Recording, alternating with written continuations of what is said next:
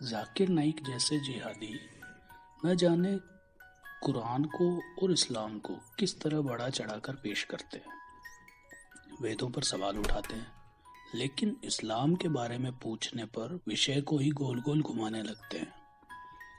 آج سمے آ گیا ہے کہ ہم اسلام سے سوال پوچھیں، اور اسی طرح کے 10 سوالوں کو ہم آج ملے مولویوں کے سامنے رکھیں گے اور امید کریں گے کہ وہ جواب دے سکیں۔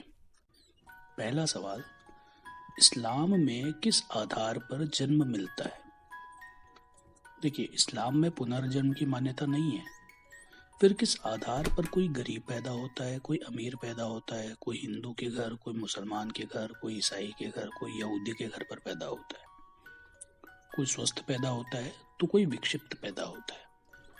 تو جنم کا آدھار اسلام میں کیا ہے؟ دوسرا سوال، جب پنرجنم ہوتا ہی نہیں ہے تو کسی ہندو کے گھر پہ پیدا ہوا یا یہودی کے گھر پہ پیدا ہوا بچہ جہنم کو کیوں جائے گا؟ کیا اس میں اس بچے کی غلطی ہے یا خود اللہ کی غلطی ہے؟ تیسرا سوال، قرآن کے انوسار اللہ کسی کے سینے کی باتیں بھی جان جاتا ہے، وہ ہر راز جانتا ہے، وہ بھوشیہ کو بھی جانتا ہے، ارتھات وہ سروگیہ ہے۔ اگر اللہ سروگیہ ہے، وہ بھوشیہ بھی جانتا ہے، تو اللہ ابلیس کے سینے کی بات کو کیوں نہیں جان سکا؟ وہ کیوں نہیں جان سکا کہ ابلیس اللہ کی مخالفت کرے گا اور اسے جنت سے نکالنا پڑے گا، وہ بھوشیہ میں شیطان بنے گا؟ یہ اللہ کیوں نہیں جان سکا؟ اگلا سوال، اگر اللہ سروگیہ ہے تو اس نے ابلیس کو بنایا ہی کیوں؟ کیونکہ ابلیس جو اب شیطان بن چکا ہے، اگر وہ کسی کو بہکا کے اسلام سے دور کرتا ہے تو اس میں اس منشیہ کی غلطی ہے جو اسلام سے دور ہوا، یا خود اللہ کی غلطی ہے جس نے ابلیس کو بنایا؟ اگلا سوال، قرآن کے انوسار اللہ نے قرآن کے علاوہ انجیل، زبور، بائبل جیسی کتابیں قرآن سے پہلے بھیجی تھی، اور آج ان کتابوں میں ملاوٹ ہو چکی ہے۔ جب اللہ خود کی کتابوں کی ہی حفاظت نہیں کر سکا تو وہ ہماری حفاظت کیسے کرے گا؟ جب اس کی پورو کی کتابوں میں ہی ملاوٹ کر دی معمولی منشیوں نے، تو قرآن میں ملاوٹ کیوں نہیں ہو سکتی؟ کیا قرآن کا اللہ اتنا کمزور ہے کہ اس کی وانی کو معمولی انسانوں نے بدل دیا؟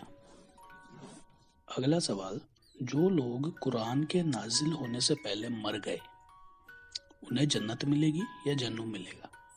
کیونکہ انہیں قرآن پڑھنے کا تو موقع ہی نہیں ملا۔ اگر کہیں کہ انہیں جنت ملے گی تو یہ آج کے لوگوں کے ساتھ ناانصافی ہے، اور اگر کہیں کہ انہیں جہنم ملے گی تو یہ ان لوگوں کے ساتھ ناانصافی ہے۔ اگلا سوال، اگر کوئی چائنا میں پیدا ہوتا ہے جہاں اسلام فالو کرنے پہ بھی پابندی ہے،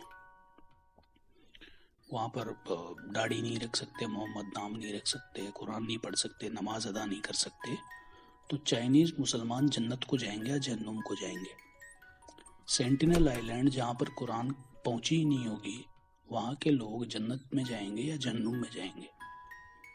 اگلا سوال، اللہ نے قرآن میں ایک تیرتی ہوئی ناؤ کے لیے کہا ہے کہ یہ اللہ کی نشانی ہے، اللہ کے کارن ہی ناؤ تیر رہی ہے، تو کیا جب ناؤ ڈوب جاتی ہے تو اس کا یہ ارتھ ہے کہ اللہ کی نشانی ڈوب گئی؟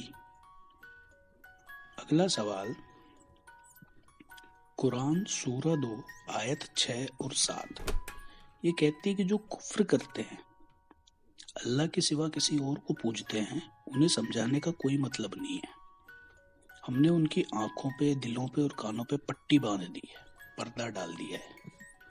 اگر پٹی اللہ نے باندھی، پردہ اللہ نے ڈالا، تو اس میں اس کافر کا کیا دوش ہے؟ اگر وہ اللہ کے ڈالے پردے کے کارن اسلام فالو نہیں کر رہا ہے تو جہنم میں اس منشیہ کو جانا چاہیے یا اللہ کو جانا چاہیے؟ اسی طرح کے ہزاروں سوال اور بھی ہیں جن کا جواب دینے میں مسلم بالکل اسمرتھ ہیں۔ وہ کتنی بھی لمبی لمبی باتیں کریں، ان کے پاس ان کا جواب نہیں ہے۔ آنکھیں کھولیں، اسلام کوئی دھرم نہیں ہے، صرف ایک ان پڑھوں کے قبیلے کا قانون تھا جس کا سچائی سے کوئی سمبند ہے ہی نہیں۔ जय हिंद, जय श्री राम, जय आर्यवर्त।